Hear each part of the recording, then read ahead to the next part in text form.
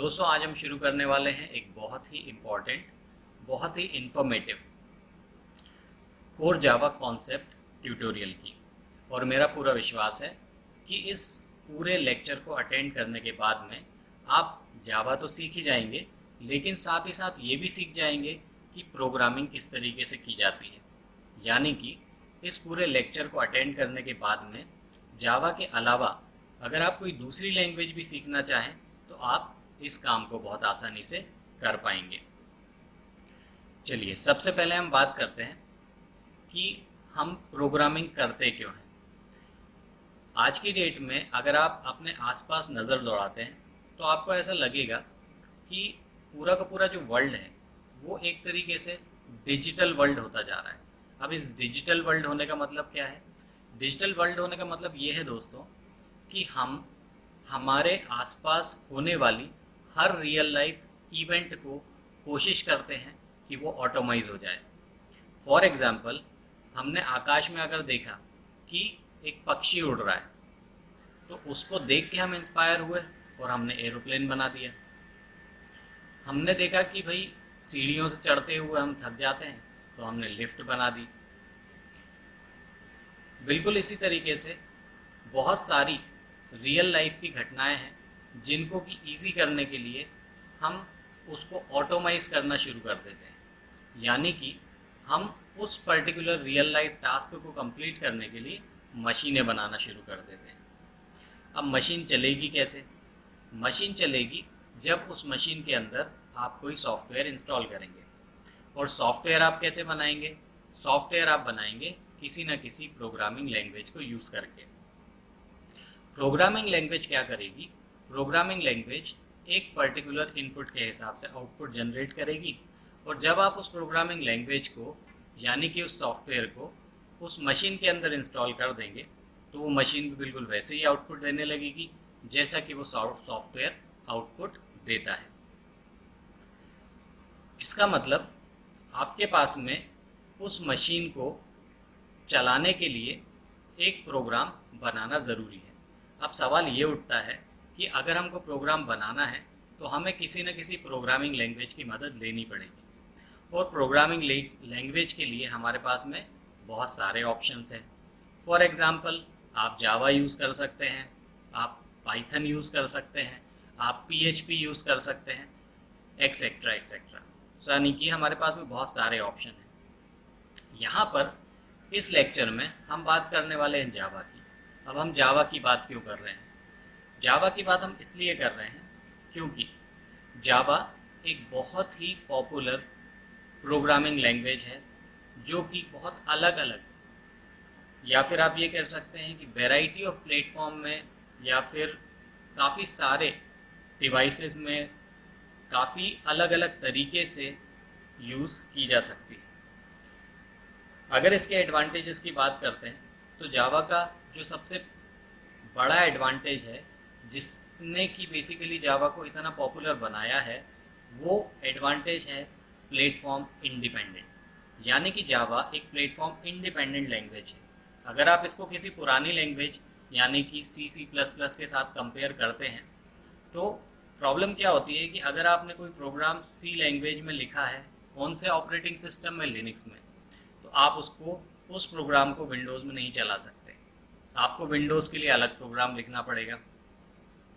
लेकिन जावा के साथ ऐसी प्रॉब्लम नहीं है, इसलिए क्योंकि जावा के प्रोग्राम को रन करने के लिए हम एक अलग एनवायरनमेंट यूज़ करते हैं जिसे बोला जाता है जावा वर्चुअल मशीन। तो अगर आप लिनक्स पे होंगे तो आप लिनक्स के लिए JVM अलग से डाउनलोड कर लीजिए, विंडोज़ पे होंगे तो विंडोज़ के लिए JVM अलग से डाउनलोड कर लीजिए। अब आप कोई भी प्रोग्राम बनाइए, चाहे लिनक्स पे या विंडोज़ पे, तो आप लिनक्स पे बनाए हुआ प्रोग्राम विंडोज़ पे यूज़ कर सकते हैं, विंडोज़ पे बनाया हुआ प्रोग्राम लिनक्स पे यूज़ कर सकते हैं। यानी कि अगर आपका ऑपरेटिंग सिस्टम चेंज होगा तो आपको नया प्रोग्राम लिखने की ज़रूरत नहीं पड़ेगी। ये जावा का एक बहुत इम्पॉर्टेंट और काफ़ी स्ट्रॉन्ग एक एडवांटेज है जो कि जावा को पॉपुलर बनाता है और साथ ही हमें इंस्पायर करता है कि हम जावा क्यों सीखें। दूसरी बात, जैसा कि मैंने कहा कि जावा एक बहुत ही वर्सेटाइल लैंग्वेज है। हर जगह आप देखेंगे जावा का यूज़ होता है, चाहे वो कंप्यूटर हो, चाहे मोबाइल हो, चाहे एम्बेडेड सिस्टम हो, चाहे स्मार्ट कार्ड हो, रोबोटिक्स हो, गेम्स हो, आपकी वेब एप्लीकेशंस हो, बैंकिंग एप्लीकेशंस हो, हर जगह आपको जावा मिलेगी ही मिलेगी। जावा एक complete object oriented programming language कही जाती है, यानी कि ऑब्जेक्ट ओरिएंटेड प्रोग्रामिंग अपने आप में प्रोग्रामिंग लैंग्वेज का एक बहुत ही इंपॉर्टेंट कॉन्सेप्ट है। इसी कारण आज की डेट में आप देखेंगे सारी लैंग्वेज ऑब्जेक्ट ओरिएंटेड प्रोग्रामिंग के कॉन्सेप्ट को फॉलो करती हैं। अगर आप पाइथन की बात करेंगे तो पाइथन भी ऑब्जेक्ट ओरिएंटेड प्रोग्रामिंग लैंग्वेज ही है। तो जावा भी एक ऑब्जेक्ट ओरिएंटेड प्रोग्रामिंग लैंग्वेज है, यानी कि ऊप्स के सारे एडवांटेज ऑटोमेटिकली जावा के अंदर आ जाते हैं। और यही सारे रीज़न हैं जो कि जावा को इतना पॉपुलर बनाते हैं। तो चूँकि जावा एक पॉपुलर लैंग्वेज है, इसलिए हम इसे सीख रहे हैं। अब हम बात करते हैं कि पूरे के पूरे लेक्चर में हम क्या क्या सीखने वाले हैं। सबसे पहली चीज़ हम सीखेंगे कि जावा का कैसे इंस्टॉलेशन किया जाता है, कैसे कॉन्फ़िगरेशन की जाती है, जावा के एडवांटेजेस और फीचर्स क्या होते हैं, जावा के कंपाइलेशन कंसेप्ट क्या होते हैं, जावा के सिंटेक्स और स्टेटमेंट किस तरीके से लिखे जाते हैं। For example if and else, while, do while, for each loop, arrays किस तरीके से यूज़ किए जाते हैं, स्ट्रिंग को किस तरीके से मैनिपुलेट किया जाता है, रैपर क्लासेस क्या होती हैं, कैसे उन्हें यूज़ किया जाता है, कौन कौन से डेटा टाइप्स होते हैं और ऑपरेटर्स होते हैं जो कि हम जावा के प्रोग्राम में यूज़ कर सकते हैं।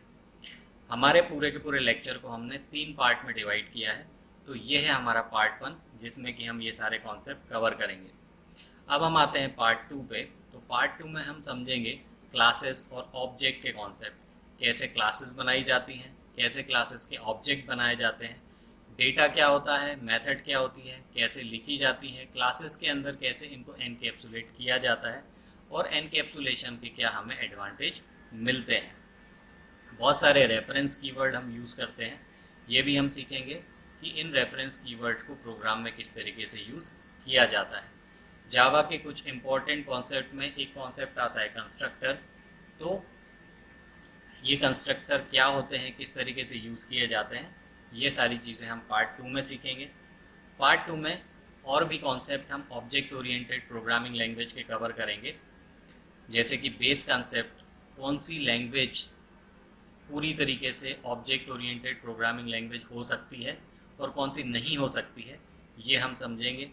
इसके अलावा एनकैप्सुलेशन का क्या कॉन्सेप्ट है, कैसे किया जाता है, कैसे हम डेटा हाइड कर सकते हैं जावा के अंदर, गेटर सेटर मेथड किस तरीके से इम्प्लीमेंट की जाती है, पॉलीमॉर्फिज्म क्या होता है, ओवरलोडिंग क्या होती है और कैसे इसे इम्प्लीमेंट किया जाता है प्रोग्राम के अंदर। ये सारे कॉन्सेप्ट हम पार्ट 2 में समझेंगे।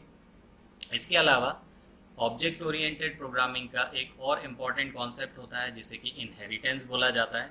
इनहेरिटेंस क्या होता है, एब्स्ट्रैक्ट क्लासेस क्या होती हैं, इंटरफेसेस क्या होते हैं और इनहेरिटेंस की मदद से हम ओवरराइडिंग किस तरीके से कर सकते हैं, क्या इनके एडवांटेज होते हैं और प्रैक्टिकली प्रोग्राम में कैसे इसे इम्प्लीमेंट किया जाता है, ये सारी चीज़ें हम समझेंगे। इसके बाद हम आएंगे पार्ट 3 पे।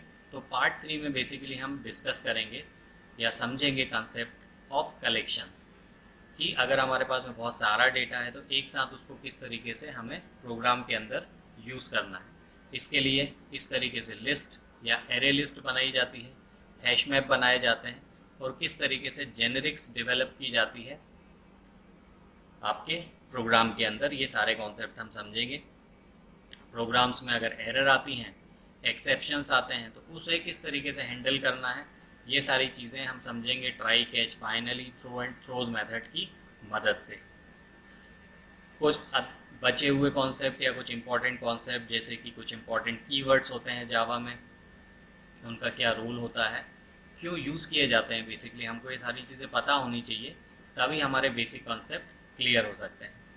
अगर हमारे पास में आर्ग्यूमेंट बहुत वेरिएबल है, या आपके पास कभी नंबर ऑफ डेटा 2 है, कभी 4 है, कभी 8 है, तो इस कंडीशन को कैसे हैंडल करना है, इसे समझेंगे कॉन्सेप्ट ऑफ वेरिएबल आर्ग्यूमेंट की मदद से। और फाइनली हम हमारे पूरे लेक्चर को एंड करेंगे एक रिव्यू के साथ में, और एक सैम्पल प्रोजेक्ट के साथ में। इस सैम्पल प्रोजेक्ट में हम वो सारे के सारे कॉन्सेप्ट यूज़ करेंगे जो कि हमने पूरे हमारे पुराने लेक्चर में या इस प्रोजेक्ट के पहले वाले जितने भी लेक्चर्स हुए हैं उन सब में हमने पढ़े और समझे हैं। एक चीज़ हमेशा ध्यान रखिए दोस्तों कि जितने पक्के आपके बेसिक कॉन्सेप्ट होंगे उतनी ही जल्दी आप प्रोग्रामिंग लैंग्वेज सीखेंगे। इस पूरे के पूरे लेक्चर का मेरा जो एम है वो ये है कि आप सिर्फ अकेली जावा नहीं सीखना है, आपको अपने कॉन्सेप्ट इतने अच्छे बिल्ड कर लेने हैं कि आप जावा के अलावा कोई दूसरी लैंग्वेज भी सीखने जाएं तो आप जल्दी से उसे सीख पाएँ। और ये केवल तब पॉसिबल है जबकि आपके बेसिक कंसेप्ट क्लियर हो। और यही रीज़न है कि हमारा ये जो लेक्चर है ये है कोर जावा का एक कॉन्सेप्ट ट्यूटोरियल। चलिए अब बढ़ते हैं आगे लेक्चर की तरफ।